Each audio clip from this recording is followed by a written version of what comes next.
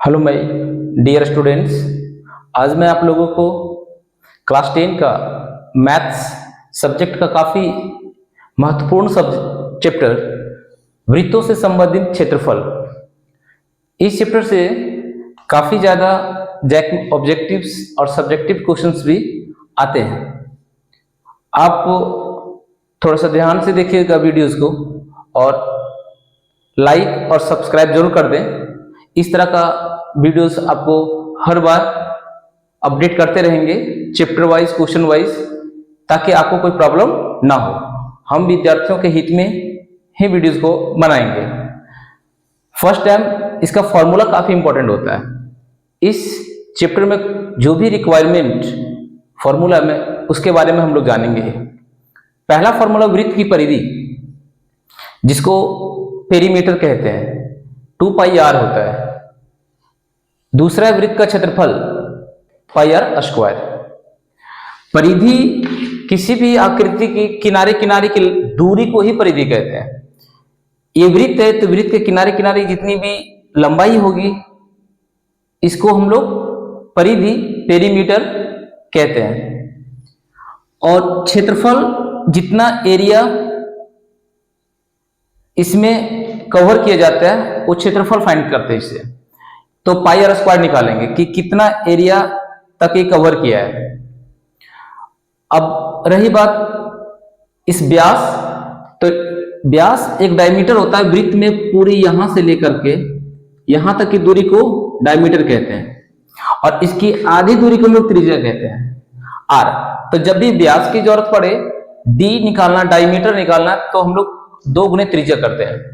और जब त्रिज्या निकालने की बारी आएगी तब आप व्यास की प्रेजेंटेशन में d/2 करेंगे तो आपका रेडियस निकल जाएगा, जिसमें हम यहां पे लिख दिया r फॉर रेडियस, इसको त्रिज्या कहते हैं, और d फॉर डायमीटर, जिसे व्यास कहते हैं। ये इस चैप्टर का मूलभूत इंपॉर्टेंट फॉर्मूला है, जिसको जानने पे अगर आप इस चैप्टर में आने वाले क्वेश्चंस को सॉल्व नहीं कर सकते, इसीलिए जानना बहुत जरूरी है। अब हम इसी एक्सरसाइज 12.1 का बारी बारी से एक क्वेश्चन को हम लोग सॉल्व करेंगे और देखेंगे।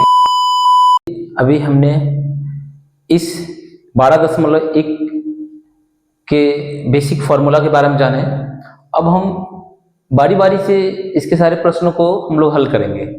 पहला प्रश्न है, 2 वृत्तों की त्रिज्याएं क्रमशः 19 सेंटीमीटर और 9 सेंटीमीटर है। उस वृत्त की त्रिज्या ज्ञात कीजिए जिसकी परिधि इन दोनों वृत्त के परिधियों के योग के बराबर है। मतलब 2 वृत्त है, पहले वृत्त और दूसरी वृत्त, इन दोनों वृत्त की परिधि निकाल लेंगे। उसको जोड़ने से जो नए वृत्त बनेंगे उसकी त्रिज्या क्या होगी, हमसे ये प्रश्न पूछा गया है। देखिए, हम यहां लिखेंगे पहले वृत्त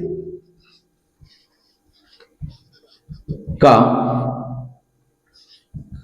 त्रिज्या 19 सेंटीमीटर है, और इधर अगर बात करूं तो दूसरी वृत्त का त्रिज्या 9 सेंटीमीटर है।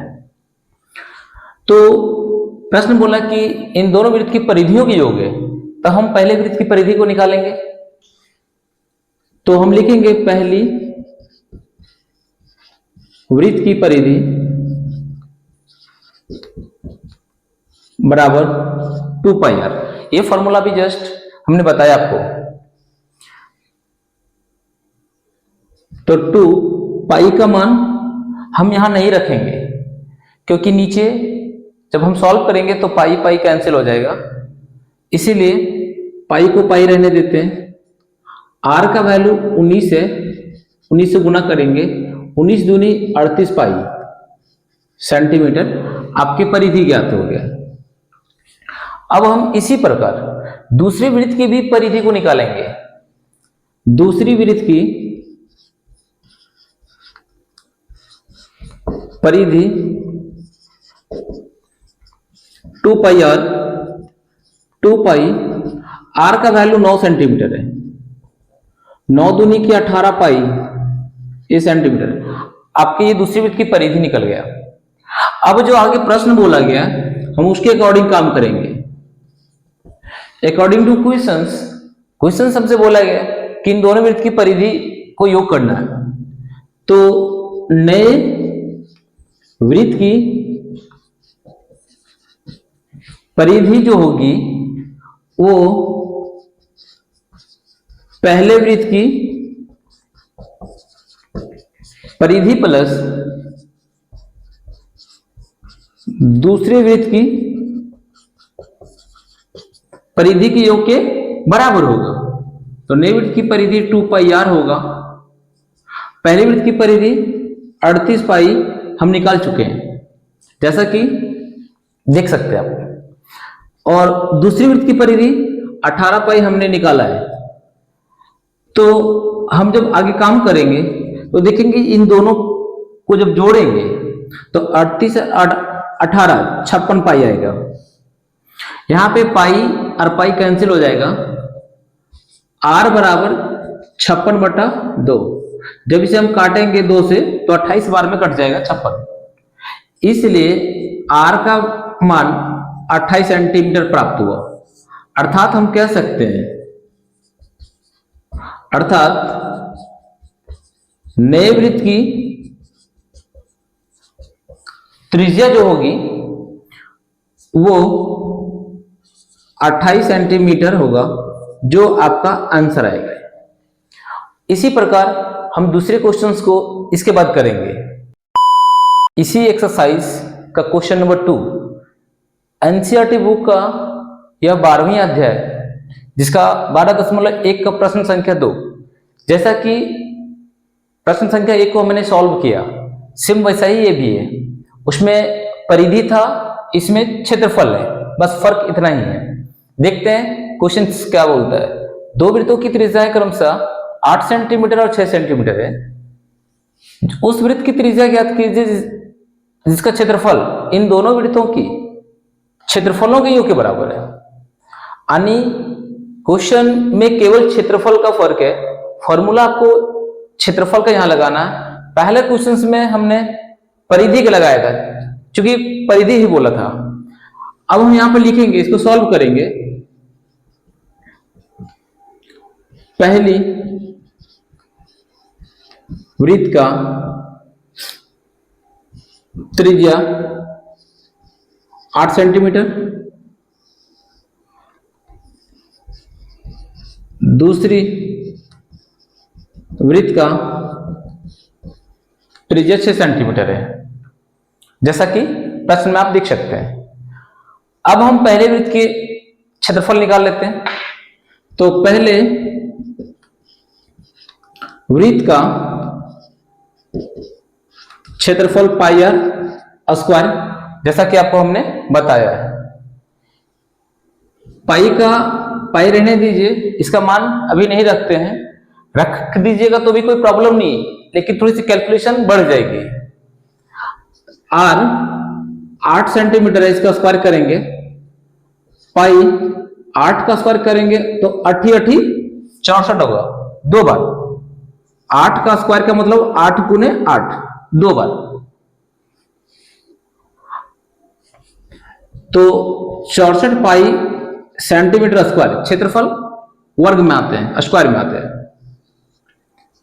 आगे हम बात करते हैं दूसरी वृत्त का क्षेत्रफल। तो इस दूसरी वृत्त का क्षेत्रफल पाई r स्क्वायर फॉर्मूला लगेंगे। पाई r का वैल्यू 6 का स्क्वायर, पाई 6 6 36, और 36 को जो पाई से गुना करेंगे हम तो 36 पाई सेंटीमीटर स्क्वायर आएगा। अब जो आगे प्रश्न बोला है सेम यहां लिखेंगे। प्रश्न से एक नए जो वृत्त बनता है इन दोनों वृत्त के क्षेत्रफलों के योग से, तो नए वृत्त का क्षेत्रफल जो आएगा वो पहली वृत्त का क्षेत्रफल प्लस दूसरी वृत्त का क्षेत्रफल के योग के बराबर होगा। तो नए वृत्त का क्षेत्रफल सेम फॉर्मूला लगाना, पाई r स्क्वायर। तो पाई r स्क्वायर लगाएंगे।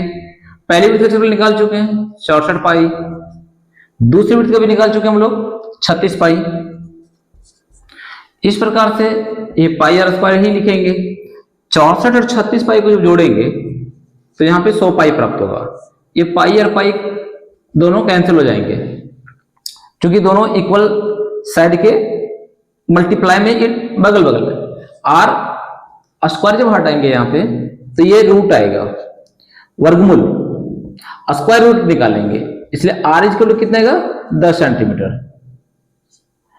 तो हम कह सकते हैं कि नई वृत्त की जो त्रिज्या आएगी वो 10 सेंटीमीटर आएगा। तो हम लिख सकते हैं अर्थात नए वृत्त की